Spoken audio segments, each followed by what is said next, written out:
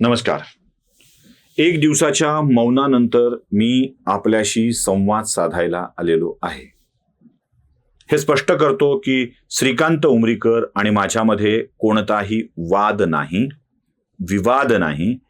खुलासा यासाठी केला नाही की तसं नसल्यामुळेच उगी चर्चेला कारण देण्याचं काही कारण नव्हतं, म्हणून त्याचा खुलासा केलेला नाही. आम्ही एकत्रित आहोत. माझा तुम्हा सगळ्यांना म्हणण्यापेक्षा यावर व्यक्त होणाऱ्या लोकांना माझा एक छोटासा प्रश्न आहे. का हो इतका राग माझ्यावर? काय चूक केली मी? एक युट्यूब चॅनल काढून माझे विषय, माझ्या मनातले विषय बोलतोय, इतकाच तो राग? कोणाकोणाला राग आहे? कोणाकोणाला आहे?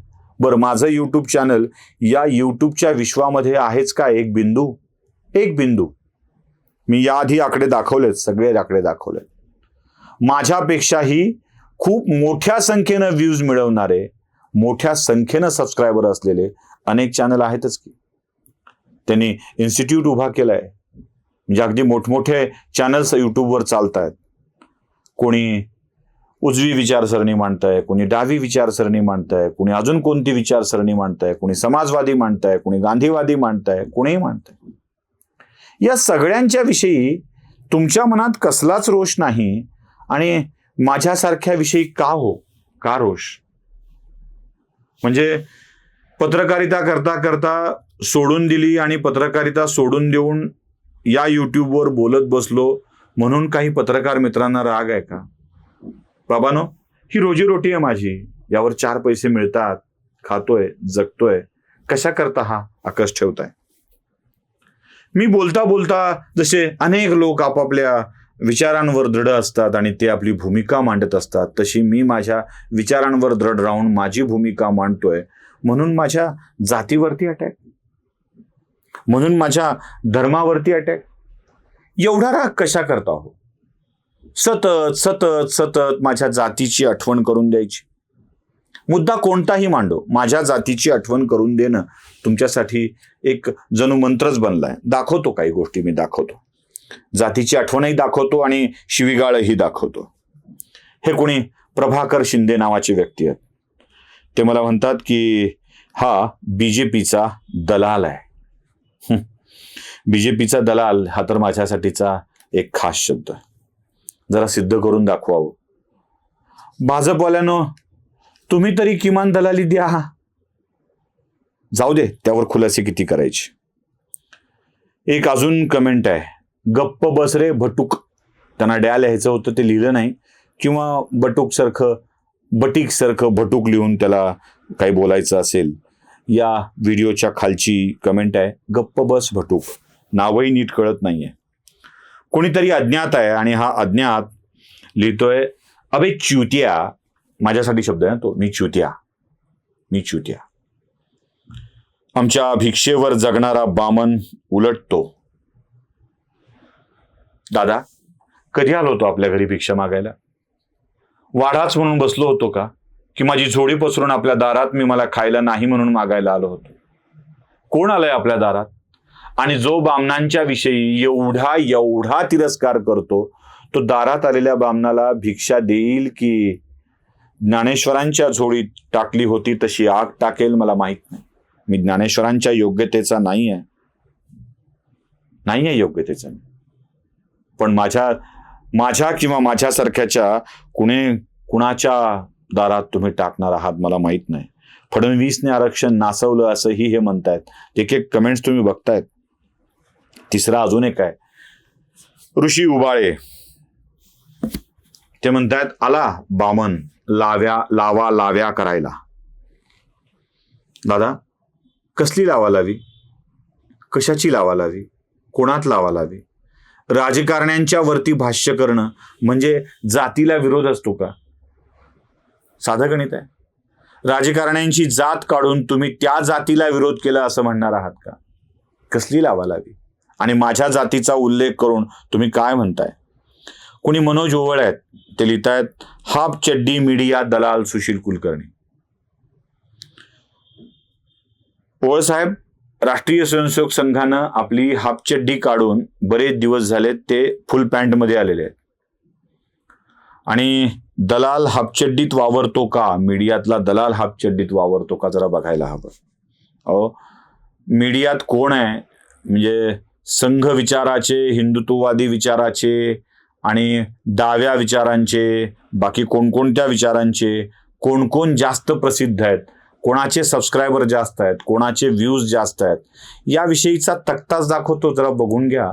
या तक्त्यात तुम्हाला कळून जाईल की हे कोणीच नाही आहेत ज्यांना तुम्ही हापचड्डीवाले दलाल म्हणताय. तसं कोणीतरी एक्स पोलो होलिक्स नावाचा व्यक्ती आहे.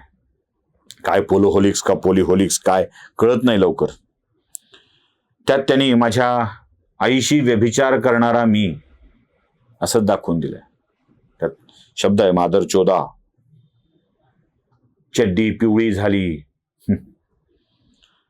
काळ बदलतोय, माझा नकाशा बदलेल, माझा तुझाही नकाशा बदलेल. कसा बदलेल माझा नकाशा? काय करणार आहात माझ्यासोबत? घर जाणार आहात, ऑफिस फोडणार आहात, मला मारणार आहात. आणि खाली पुन्हा एकदा वर मादरचोदावर नाही भागलं, खाली आई झवाड्या हा शब्द वापरलाय. इतका तिरस्कार, इतका राग. आया बहिणींवर शिव्या देता याव्या? मी दिल्यात कुणाला शिव्या अशा आया बहिणींवरती? मी बोललोय असं कुणाला कधी? उमरीकर बोललेत असं कुणाला कधी? मग का बाबा एवढ्या शिव्या मला का द्याव्या वाटतात? की हौस आहे. अशा शिव्या दिल्या की आवाज बंद होतो, गप्प होतो. आणि बामण काय, कुणालाही ठोकता येतो ना, सोपं असतं. त्याची ठोकायला, त्याला बडवायला, त्याला मारायला, त्याला घाबरवायला, त्याची चड्डी पिवळी करायला, त्याच्या आया बहिणीशी कसंही वागायला तो मोकळा असतो ना. कारण तो अल्पसंख्याक आहे. कारण तो अल्पसंख्याक आहे. जात, शक्ती आणि अन्य याचा वापर करून ज्या पद्धतीनं शिवीगाळ केली जाते ना, त्यातून तुम्ही माझं धर्माविषयीचं, माझ्या जातीविषयीचं प्रेम अधिक वृद्धिंगत करताय. कारण मी, जाऊ दे, हे देवराज तांबे अजून एक आहेत, त्यांनी मला शब्द वापरलाय, लवड्या बीजेपीचा वकील आहेस का? 100 रुपयांसाठी बीजेपीची चाकरी करतोस का? का हो देवराज, मला जरा सांगा, बीजेपीची चाकरी 100 रुपयात करतो असं कोण सांगितलं? म्हणजे दोनदा इज्जत काढताय की 100 रुपयात चाकरी करणारा म्हणून. त्या बीजेपीवाल्यांना अक्कल असली पाहिजे 100 रुपयात चाकर कशी ठेवावी याची. जरा भाजपवाल्यांना सांगून जरा चाकरीचं मूल्य वापरून देता का आदरणीय देवराजजी? आणि ही भाषा मी मुद्दाम दाखवतोय. हे देवराज तांबे, मनोज ऋषी उबाळे, कोणी अज्ञात, कोणी काय, या सगळ्यांच्या आई, बहीण, आत्या, मावशी, काका, काकू, ज्या मला सगळ्या माते समान, भगिनी समान आहेत, त्यांनी कृपया आपल्या मुलाची, आपल्या भावाची, आपल्या सगळ्या घरातल्या माणसाची भाषा काय आहे जरा तपासून बघावं. उत्तम शिंदे, लवड्या तू मराठ्यांच्या विरोधात आहेस. उत्तमराव शिंदे साहेब, काय सांगू तुम्हाला माझ्या आणि मराठा समाजातील माणसांचे काय संबंध आहेत? काय सांगू तुम्हाला? कसं सांगू? मराठा किंवा कोणत्याही जातीतल्या माझ्या संबंधांना इथे उच्चारून त्या संबंधाची उगीच्या उगीच उजळणी मला नाही करायची. एक सांगतो, दोघंही हयात नाही आहेत, त्यांची मुलं अजून हयात असतील. एक लातूर नगरपालिकेमधून सफाई कर्मचारी म्हणून आबा कांबळे नावाचा कर्मचारी आता निवृत्त झाला असेल, त्याला विचारा, किंवा आणखी त्याचा भाऊ एक ड्रायव्हर आहे त्याला विचारा. सुभाबाई कांबळे आणि श्रीपती कांबळे नावाचा एक परिवार, जो परिवार माझ्या घरी कामाला होता, हा सुशील कुलकर्णीचा देह सुभाबाई कांबळे आणि श्रीपती कांबळे यांच्या घरी दूध आणि भात खाऊन वाढलेला आहे. लहानपणी त्यांच्याच घरी मी खायला जात होतो, तेही कौतुकानं मला घरी घेऊन जात होते.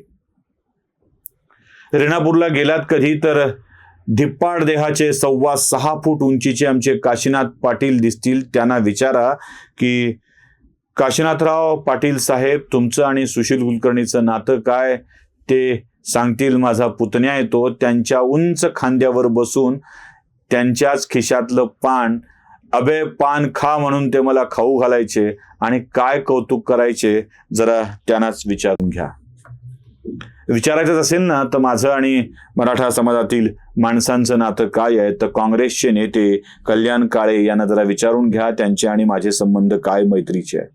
विचारायचं असेल तर संभाजी पाटील निलंगेकरांना विचारून घ्या मैत्रीचं नातं कसं असतं. विचारायचं असेल तर अभिमन्यू पवार जे औशाचे आमदार आहेत त्यांना विचारून घ्या मराठ्यांचं आणि सुशील कुलकर्णीचं नातं काय असतं. विचारायचं असेल तर राष्ट्रवादी काँग्रेसच्या अमरसिंह पंडितांना विचारा सुशील कुलकर्णीचं आणि त्यांचं नातं काय असतं. नावं शेकडो सांगू शकतो, वेगवेगळ्या पक्षातील सांगू शकतो, वेगवेगळ्या विषयातील सांगू शकतो. विचारायचं असेल तर तानाजी सावंतांना विचारून घ्या. विचारायचं असेलच तर एकनाथ शिंदेंना विचारून घ्या. तुमचं आमचं नातं काय, जय भवानी जय शिवराय एवढाच शब्द त्यांच्या तोंडातून येईल. कुणी राहुल आहे तो येतो, अरे च्युत्या नासक्या मेंदूचा कुलकर्णी, तुला पवार नावाचा रोग झालाय.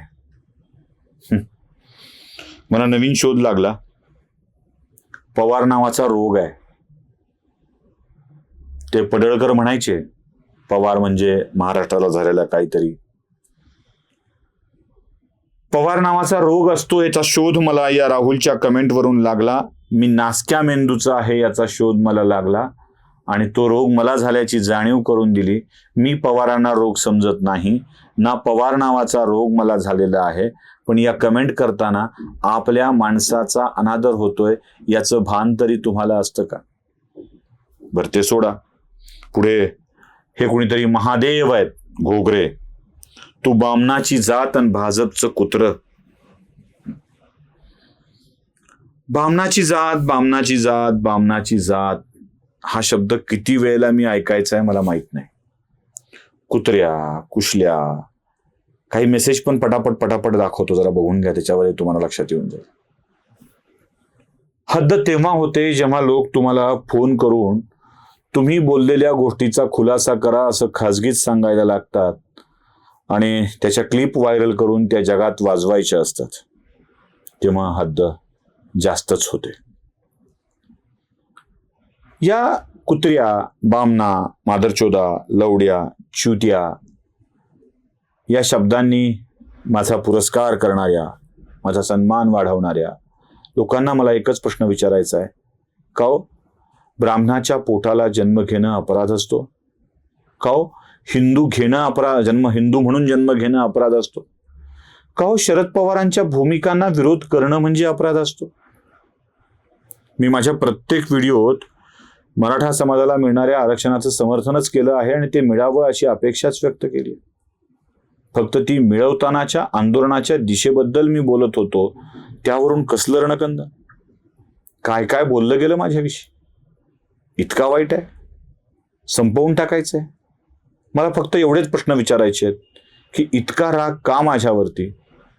माझा आवाज बंद करण्यासाठीचे प्रयत्न, करेक्ट कार्यक्रम करण्याच्या धमक्या, या सगळ्या गोष्टी देऊन तुम्ही काय साध्य करणार आहात?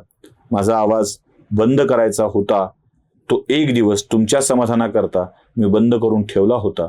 म्हणूनच आज परत एकदा बोलून त्याच कामाची सुरुवात करणार आहे.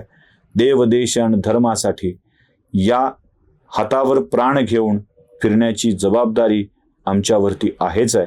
मी पुन्हा सांगतो, युद्धात लढणाऱ्या प्रत्येक सैनिकाला मृत्यूनंतरही ताम्रपत्र मिळेल असं नाही. तो सैनिक ताम्रपत्रासाठी लढत नसतो, तर माझ्या देशाची सीमा कायम ठेवण्यासाठी लढत असतो. हे लढणं कायम राहील, चालू राहील. तुमच्याही टीका अशाच चालू असाव्यात, पण त्यात शब्दांची मर्यादा मात्र पाळावी एवढीच साधी सरळ अपेक्षा आहे. घाणघाण शिव्या देऊन तुम्ही तुमचे संस्कार दाखवत आहात. तुमच्याच कमेंट तुमच्याच आया बहिणींनी वाचल्या तर त्यांना आपल्या माणसाविषयी लाज वाटायला नको. इतकंच. नमस्कार.